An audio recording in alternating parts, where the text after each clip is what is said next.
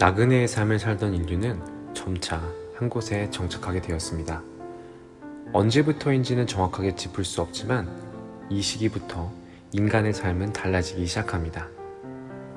대부분의 시간 또는 삶의 거의 모든 시간을 양식을 구하는 데 보냈었지만 정착한 후에는 자원이 풍부한 장소에서 농사를 짓고 동물들을 길들이기 시작했습니다.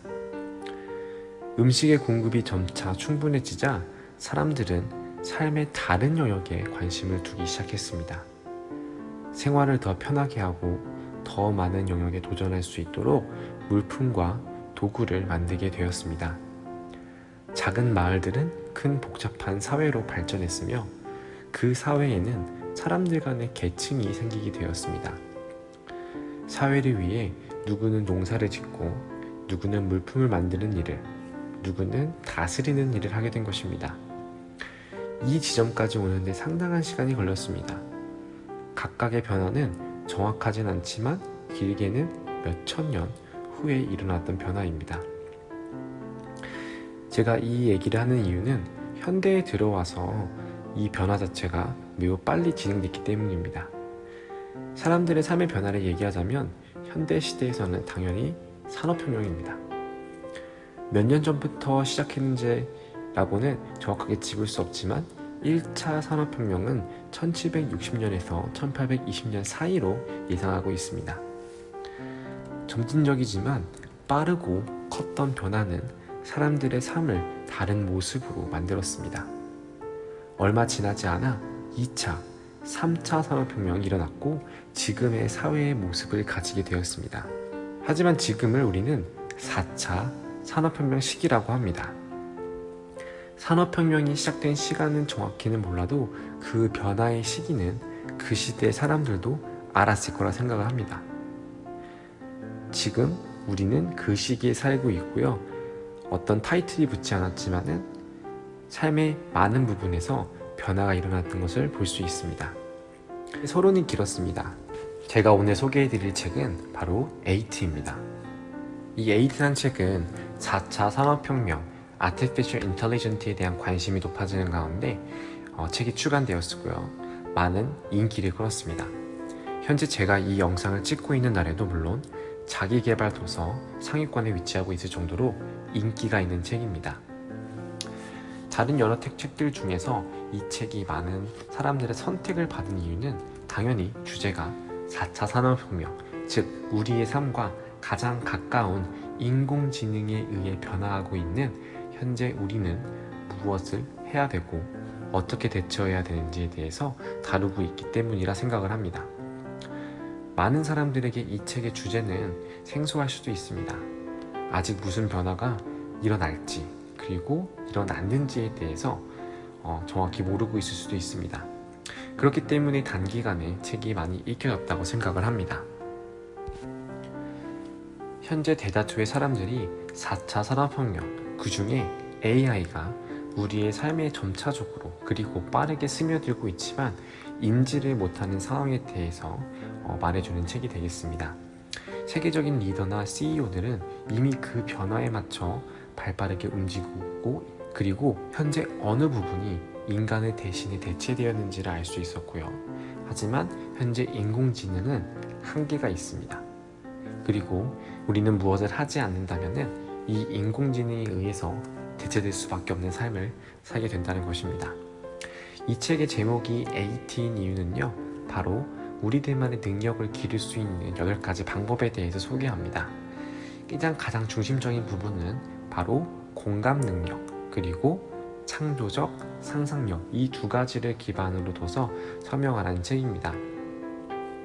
8가지로 이렇게 정확하게 나와 있기 때문에 여러분들이 책을 읽으시면 정확하게 어떤 부분에서 내가 준비를 해야 되는지에 대해서 조금 더 정확하게 알 수 있다고 생각이 듭니다. 첫 번째, 디지털을 차단하라.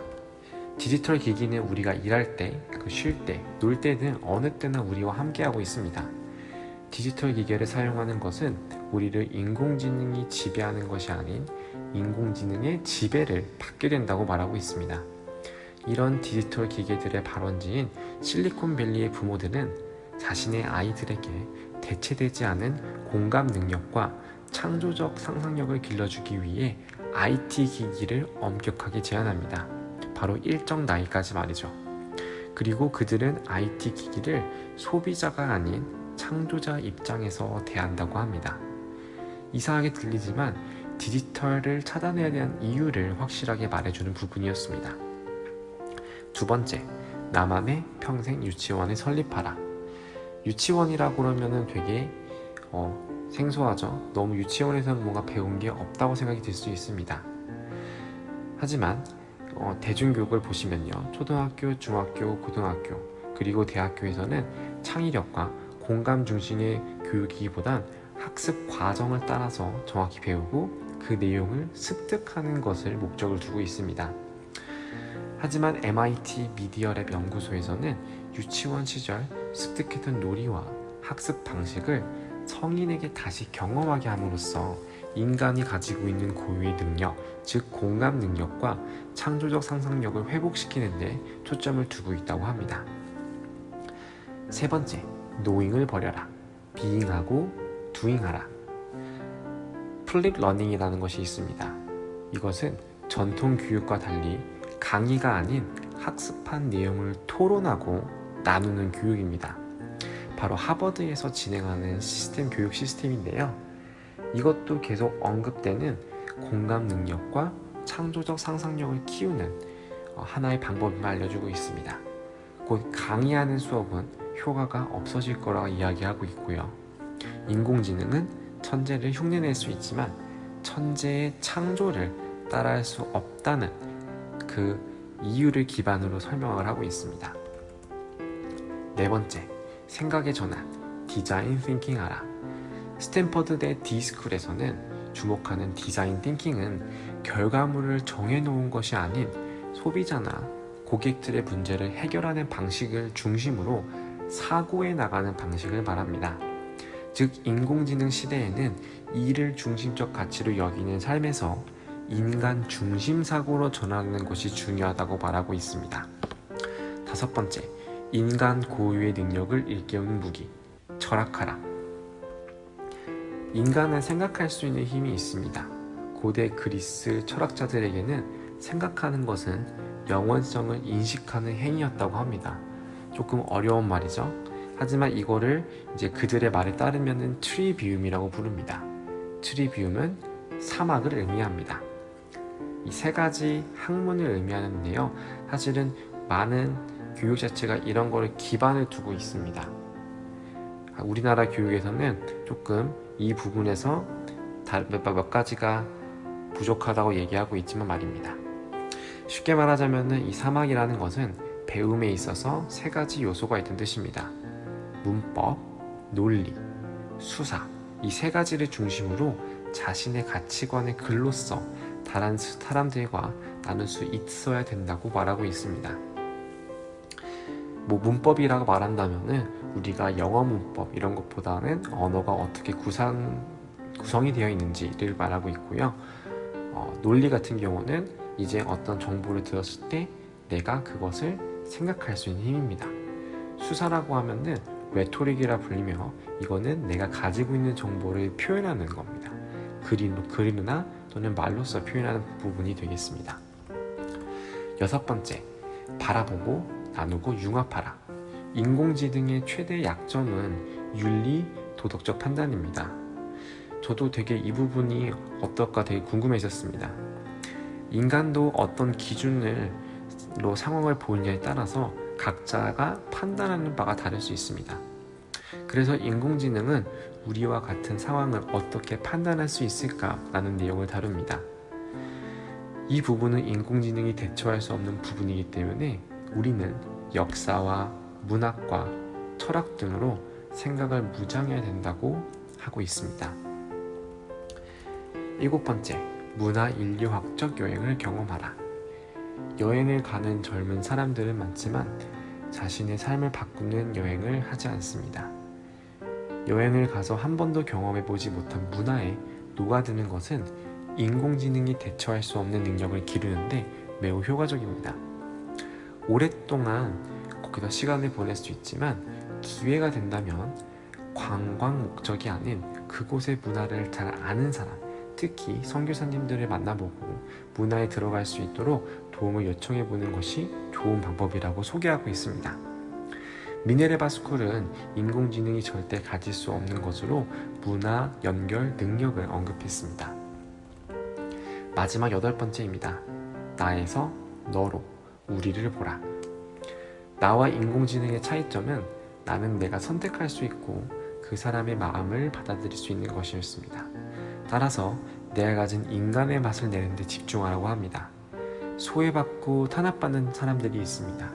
그 사람들을 위해 행동하는 것이 인간으로서의 성장을 돕고 인공지능에 대체되지 않는 자신을 개발할 수 있다고 합니다.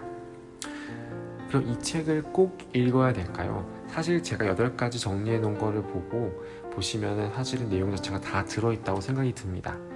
여러분들이 직접 책을 읽으시면은 저와 똑같이 8가지 디테일 부분에 대해서 결론을 얻으실 거라 생각이 듭니다. 먼저 저는 이 3가지를 언급드리고 싶습니다. 첫 번째, 이 책은 4차 산업혁명의 여러 분야 중 인공지능에 대해 이야기를 하고 있습니다. 당연히 우리 삶에 가장 관련이 깊은 먹고 사는 것에 대한 얘기입니다. 현존하는 일자리는 80%가 사라질 것이고 빈부격차는 벌어질 것이다. 경각심을 갖고 새로운 시대로 진입해야 된다고 격려하고 있습니다. 인공지능 그리고 4차 산업혁명에 대해 이해가 깊으신 분들은 이 책을 이미 사시지 않았을 거라 생각이 듭니다. 아직 저와 같이 4차 산업혁명이 무엇인지에 대해 알고 싶은 사람, 기초가 없는 사람들은 한 번쯤은 읽어보고 생각의 폭을 한 번에 넓힐 수 있는 책이라 생각을 합니다. 두 번째, 자기계발 도서에 올라와 있지만 책을 읽어보면 개인적인 에세이 느낌이 좀 많이 났습니다. 자기계발은 자신의 경험담, 원리를 적용한 사례 등을 담고 있는 게 대부분인데요. 주제가 주제인지라 작가님의 생각은 제 생각보다 많이 들어있진 않다고 보았습니다.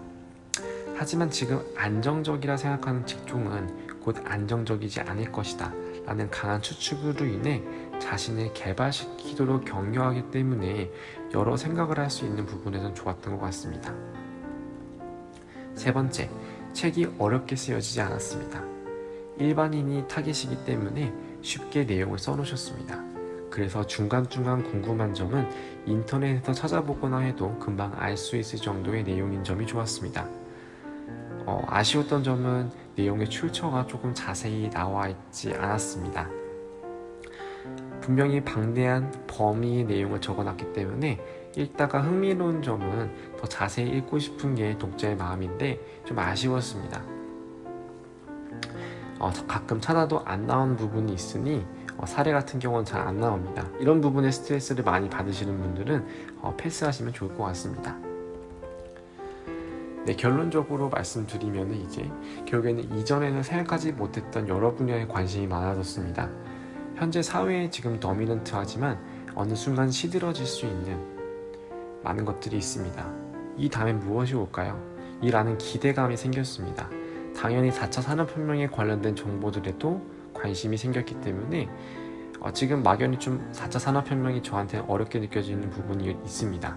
하지만 여러 분야에 대해서 공부해보고 알아야겠다라는 생각이 들었습니다. 요즘 시기가 여러분들 집에 오랫동안 있어야 됩니다. 외출이 줄어들게 되고 다른 사람들을 만나는 시간이 짧아졌습니다. 오히려 이 시기를 여러분이 책과 좀 더 친해질 수 있는 기회가 되지 않을까 싶습니다. 그렇기 때문에 이 책은 저는 100% 모든 사람에게 추천하지 않지만은 기회되면은 꼭 한 번은 읽어봐야 되는 책으로 꼽습니다. 오늘도 영상을 끝까지 시청해주셔서 감사합니다.